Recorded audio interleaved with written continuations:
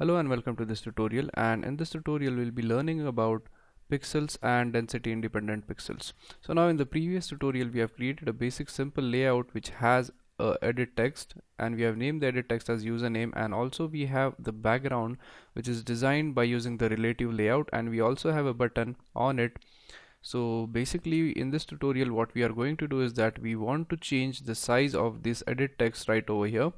So now one thing which you could do in order to change the size of this is you could simply go here and you could just simply type in the username, which is nothing but the edit text name. So we could type username, and in order to set its width you could simply use the set width method. So we could have typed username dot set width, and it could have set the width for you. But the main issue with this method is that it only accepts the parameters in the pixels value. Now the major problem with using pixels in your Android application is that when you're running an application onto some different devices, so the thing is that every device has a different number of pixels onto its screen. So the thing is that the size of your widget depends upon the number of pixels your device has. So for example, if your device has a large number of pixels, then your widget is going to look small on it. So basically we want to avoid using pixels, and instead of using pixels we are going to go with the density independent pixels, which is also called as DIPs. Now DIP stands for density independent pixels, and these pixels are basically used so that our app looks the similar in each and every device and is independent of the pixel density of that particular device. So in this tutorial our main purpose would be to learn how we could convert the density independent pixels to pixels so that we could use the pixels in the set width method. So let's start with the tutorial. So the first thing which we need to do is that we need to import some packages.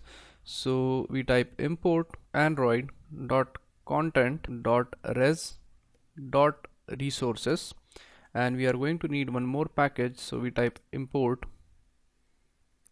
android.util.typedValue. Now if you don't understand for what purpose we have used these packages, then you simply hold on, you'll understand it later on. So now once you have added the imports, the next thing which we do is that we go right here, and the next thing which we want to do is that we want to now convert the density independent pixels to pixels. So but before that we are going to need to create the resource object, and the resource object is basically used in order to get the resources which are associated with our device. So we type resources, let's name the variable as R, and we type equals get resource, and this get resources method is actually used in order to get the resources which are associated with your device. Now the major thing which we are trying to achieve here is that we want to convert the DIPs to pixels. So in order to do that we are going to need a set of methods, and the methods which we want to use is going to be the typed value dot apply dimension. So we type type value dot apply dimension, and this method is going to accept three parameters. The first parameter is going to be consisting of the unit which we are going to translate. The next parameter is going to be the number of units which we want to translate, and the third parameter is going to be the display matrix.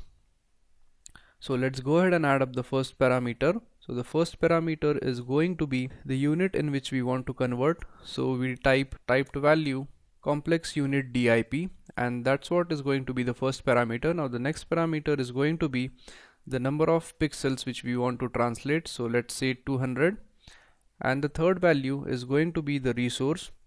So we type R, which is nothing but the object which we have created right over here, and then we use a method which is called as the get display matrix.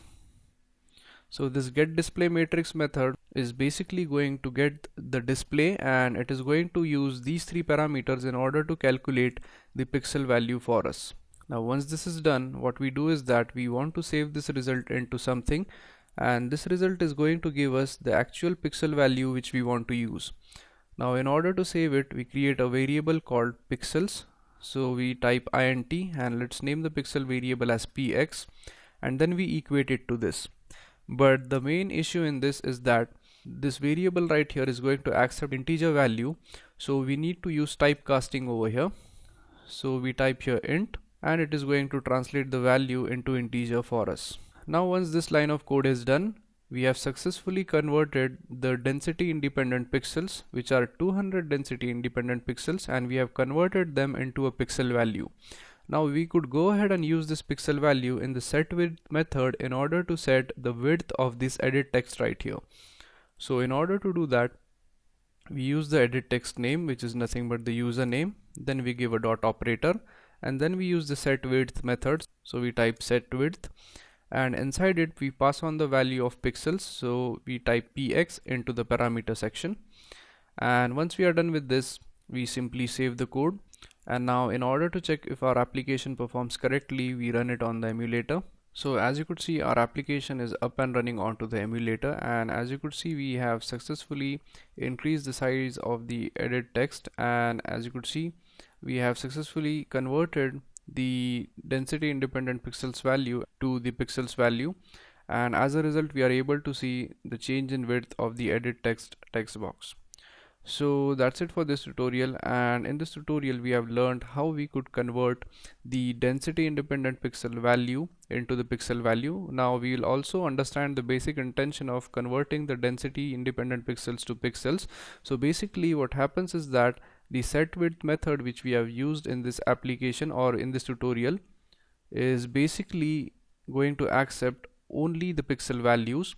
And the thing is that the problem with using the pixel value is if you use pixel values, then your application layout is going to change from device to device, and that is because different devices have different number of pixels onto their screen. Now in order to avoid that issue, what we have done is that we have used the density independent pixels, which are also called as DIPs. So as the name signifies, DIPs or density independent pixels are independent of the density of your phone. So for example, if your phone is densely populated with pixels, or if it is not densely populated or it is less populated, it is not going to make much difference, and your layout is going to stay consistent on each and every device. So that's why we convert the density independent pixels into pixels, so that we could use them and our interface stays the same on any of the device. So thank you very much for watching this tutorial, and I'll see you guys in the next tutorial. Thank you.